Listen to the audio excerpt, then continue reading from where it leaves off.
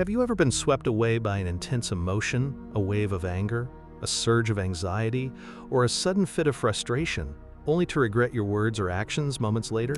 It's that feeling where your rational mind screams one thing, but your emotions drag you in a completely different direction. Why does it feel so impossible to truly master these powerful inner states? Is emotional control merely about suppressing what you feel, or is there a profound art to it? A hidden mechanism that allows some people to remain unshaken, no matter the external storm.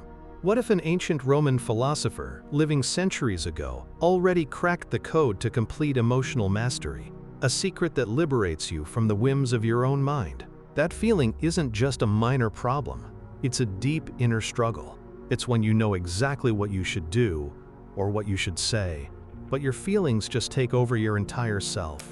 This internal civil war leaves us exhausted and often ashamed. We might even wish we could just turn off these strong reactions. We might think this struggle is only ours, a personal weakness, but it's a challenge all humans face. It's the core question of being human. How do we handle the powerful currents of our emotions without being overwhelmed by them?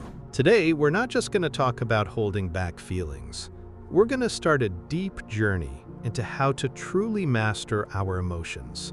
And our guide for this journey is Seneca, one of the smartest thinkers of ancient Rome. He was a Stoic philosopher whose ideas about emotional control are surprisingly helpful even today. Seneca wasn't just writing simple tips for life. He was looking into the basic truths of human thought and how messy our inner world often is. He understood that our emotional reactions are not always about what happens outside us. Instead, they're about how we think about and respond to what happens. This idea applies to every single one of us, every day. It's about whether we're truly free or if we're always pulled around by the invisible strings of anger, fear, or desire. Stay with me, because what Seneca offers isn't a quick fix. It's a completely new way to understand and deal with your emotions. It's like a map for building a strong inner peace, a way to go from being controlled by your feelings to wisely guiding them. By the end of this video, you'll see that real emotional control isn't about avoiding feelings. It's about growing a deep inner wisdom that lets you choose how to react no matter what happens. This can lead to a life of more peace, more clear thinking, and true freedom. To truly understand Seneca's approach, we first need to clear up a big misunderstanding.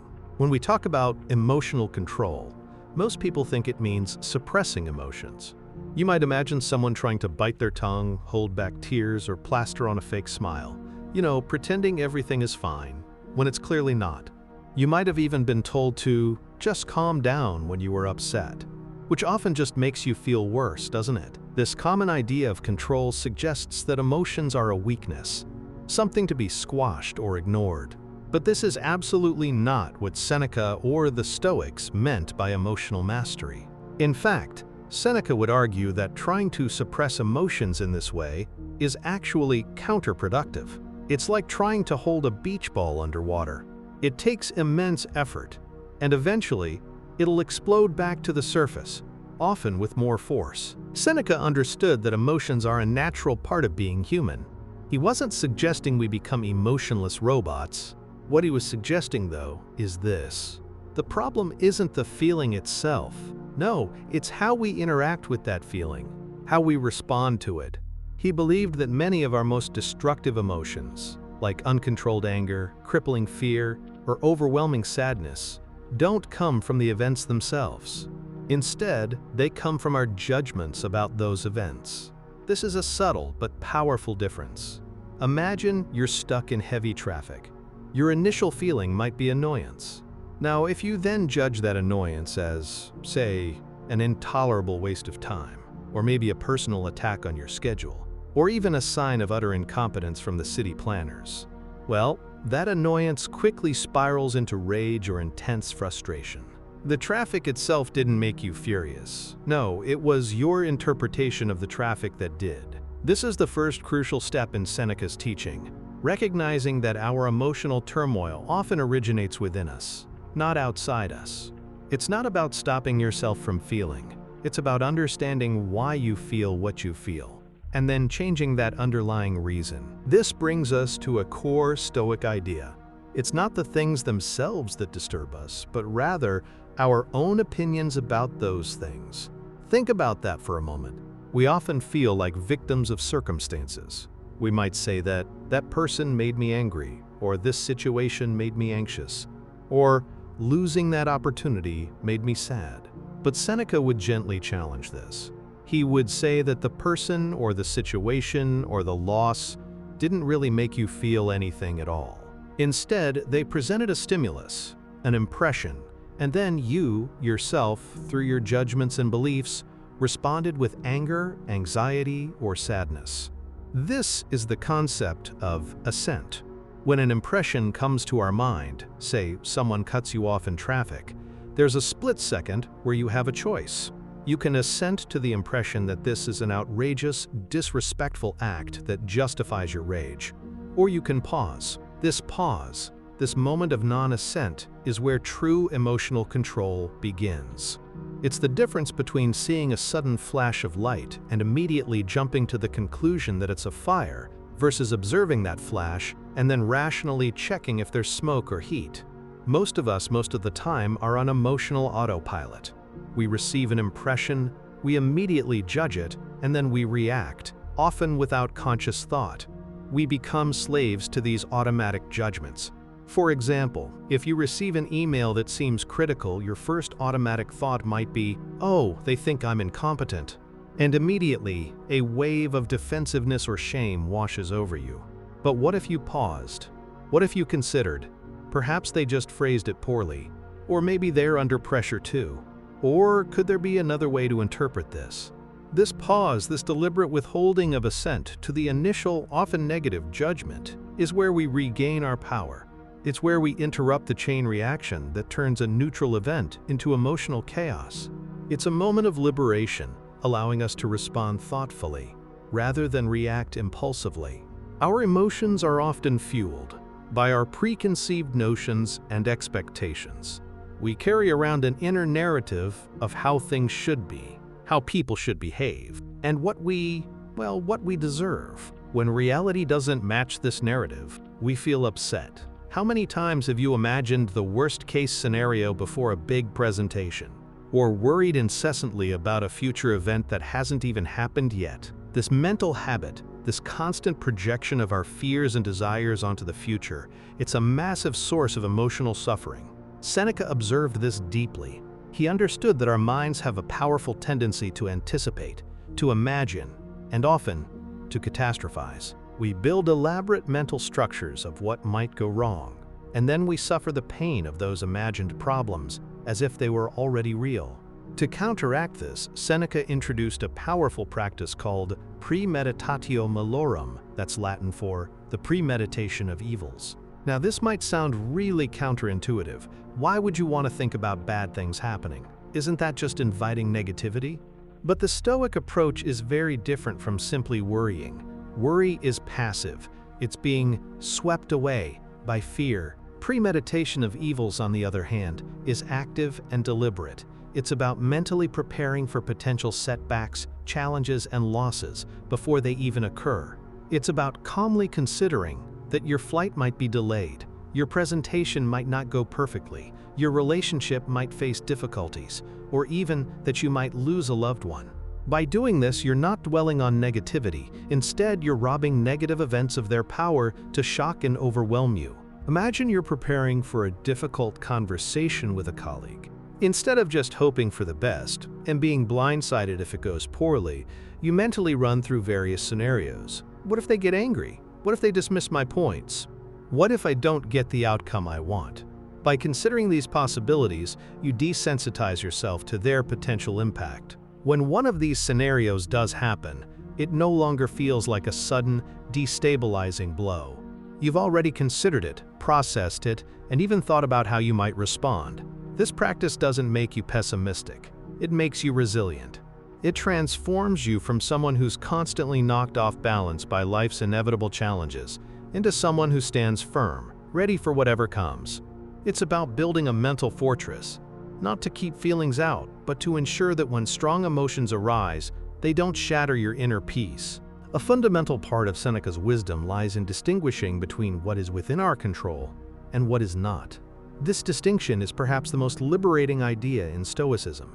We often spend an enormous amount of mental and emotional energy trying to control things that are simply beyond our reach. We worry about the weather, the opinions of others, economic trends, past events, or even the future actions of people we care about. When these external things don't go our way, we feel frustrated, angry, or anxious. Seneca would tell us that this is a wrong use of our mental energy. We're trying to steer a ship in a storm without a rudder, focusing on the waves rather than our own steering. Instead, he urged us to focus solely on what is within our power, our thoughts, our judgments, our attitudes, and our actions. Everything else, our health, our wealth, our reputation, what others say or do, even our physical safety, he called indifferent things. This doesn't mean they're unimportant, or that we don't prefer good health over bad or wealth over poverty. It means that they are indifferent to our true well-being. They can be used for good or ill, but they don't define our character or our happiness. Our happiness and peace come from how we respond to these things, not from whether we have them or lose them. Think about a time you lost a job, faced an illness, or dealt with a public setback.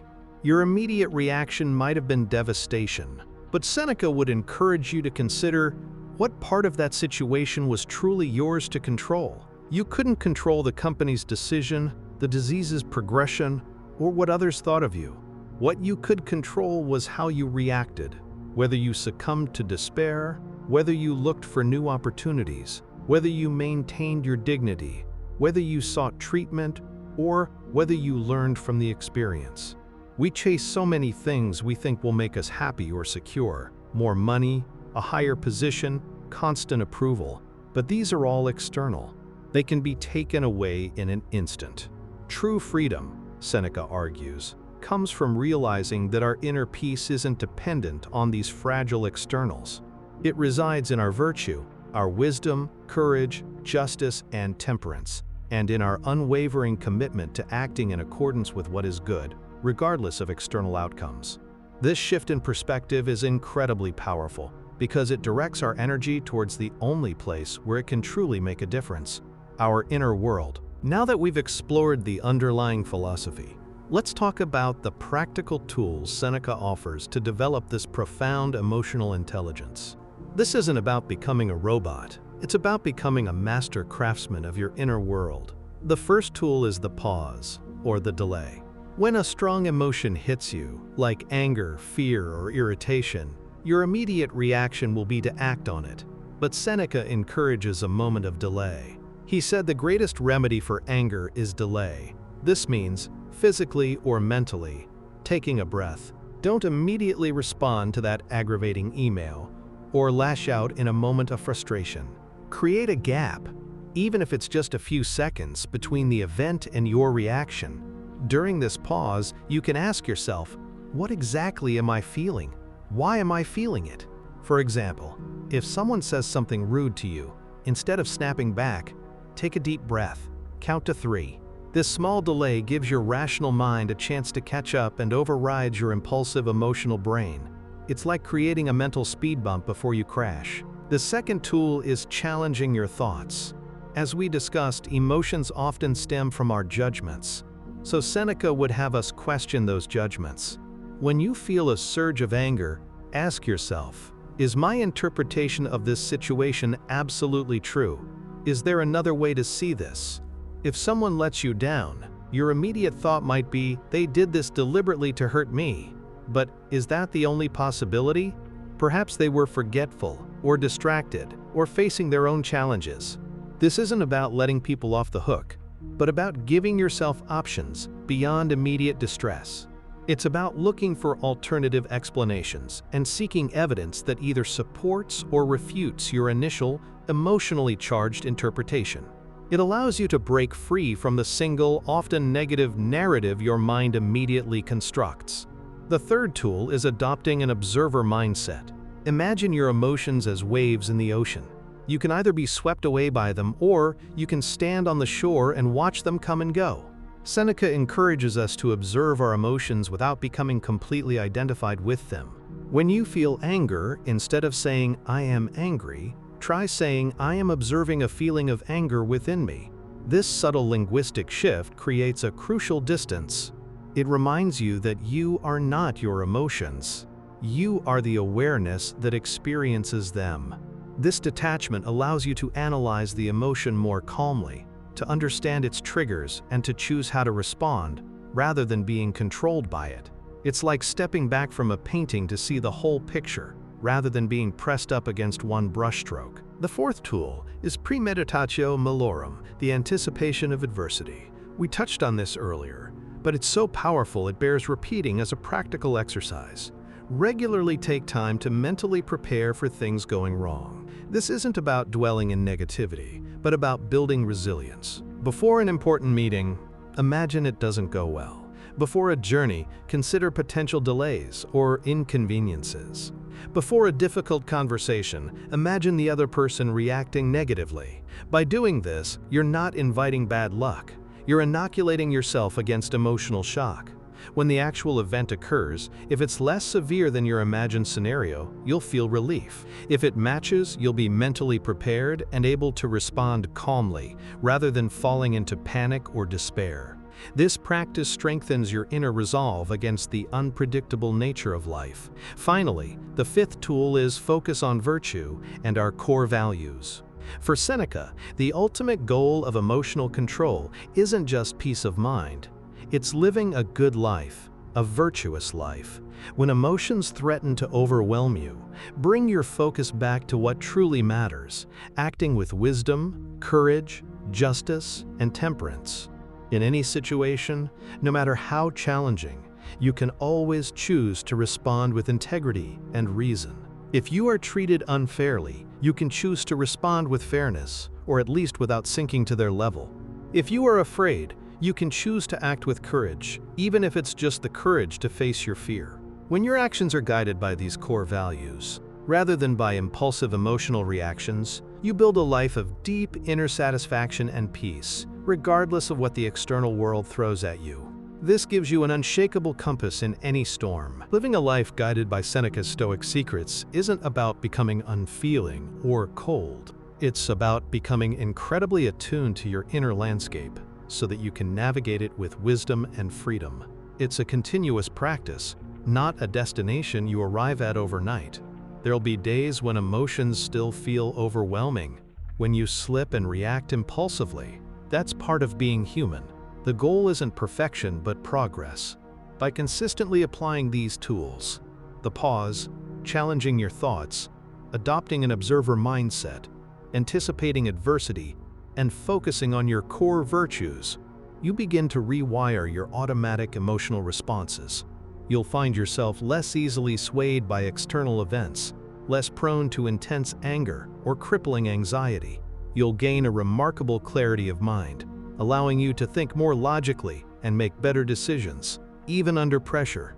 This leads to more effective action in the world and more harmonious relationships, because you're responding with thought, not just raw feeling. The true payoff is a deep, unshakable inner peace. It's the realization that your happiness and your tranquility don't depend on the unpredictable whims of the world, but on your own internal governance. It's the profound understanding that while you can't control external events, you have absolute control over your perception of them and your response to them. This isn't a passive form of calm. It's an active, powerful freedom. The freedom to choose your internal state, no matter what happens around you. It's the journey from being controlled by your feelings to wisely guiding them, from being a slave to your impulses to becoming the true master of your own mind.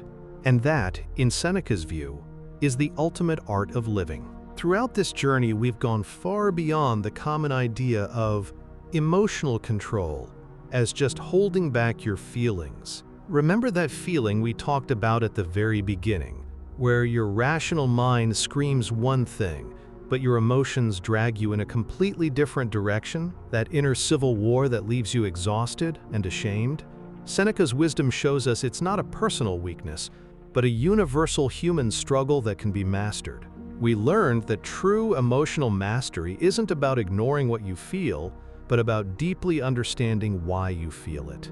His profound insight was that our emotional turmoil often comes from our own judgments about events, not the events themselves. That split second of choice, the assent, where you can choose not to agree with a negative, automatic thought, that's your first key to freedom.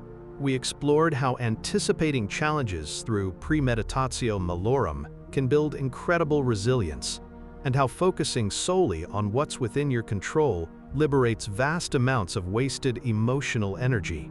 And we got practical, diving into tools like the pause, challenging your thoughts, adopting an observer mindset, anticipating adversity, and focusing on virtue.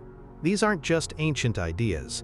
They are powerful, timeless techniques for anyone seeking a calmer, clearer, and truly free life. So, if you've ever felt like your emotions were running the show, dragging you against your will, know this: you are absolutely not alone in that struggle. It's a battle every human faces, and it's why the wisdom of someone like Seneca is still so incredibly helpful today. You asked, is emotional control merely about suppressing what you feel, or is there a profound art to it? Hopefully by now, you see the answer clearly. It's not impossible. It is, indeed, a profound art, a deep skill to cultivate. It's not about turning off your feelings, but about becoming the wise guide of your own inner world. This journey toward true emotional mastery isn't a destination you reach overnight. It's a continuous practice, like learning any art form. There will be days when old habits resurface, when emotions feel overwhelming, and when you might slip back into old patterns. That's perfectly okay. That's part of being human, and it's part of the learning process. The goal isn't perfection. The goal is, well, progress. It's about becoming a little bit better each day, a little bit more aware, a little bit more in control of your response. You have within you the power to transform how you experience life. You have the capacity to choose peace over panic, clarity over confusion, and wisdom over whim. This ability isn't given to a select few. It's within everyone who chooses to cultivate it, just as Seneca taught. Now, I want to hear from you. Have you ever felt that internal civil war between your rational mind and your emotions? Which of Seneca's ideas resonated most with you? Or which tool do you feel you need the most right now? Share your thoughts and experiences in the comments below. Your insights not only help me, but they also help build a community of thoughtful individuals who are all on this path of self-mastery and wisdom. Let's start a conversation and learn from each other. And if this deep dive into ancient wisdom and practical philosophy resonated with you, if you want to explore more insights from history's greatest minds and learn how to apply their timeless lessons to navigate the complexities of modern life, then make sure to hit that subscribe button right now. Don't miss out on future videos where we continue to unlock the secrets to a more intentional, meaningful, and deeply peaceful existence.